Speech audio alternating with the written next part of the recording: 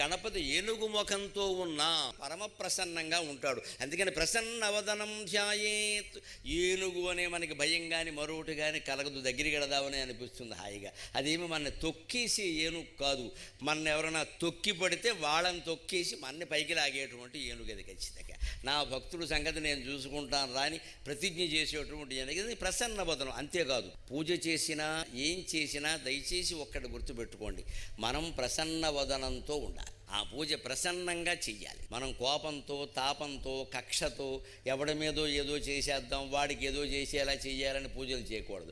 రెండోది, అవి ఏమీ లేకపోయినా కొందరు ఎలా ఉంటారంటే ఆందోళన చెందిన మనసుతో పూజ చేస్తారు. మనస్సులో ఏవో పెట్టుకున్న ఆలోచనలు అటువంటి ఉంటే దానికోసమే పొద్దున స్నానం చేయండి, మంచి బట్టలు కట్టుకోండి, అప్పుడు చేయండి, కాస్త తొలగిపోతాయి అటువంటివన్నీ కూడా.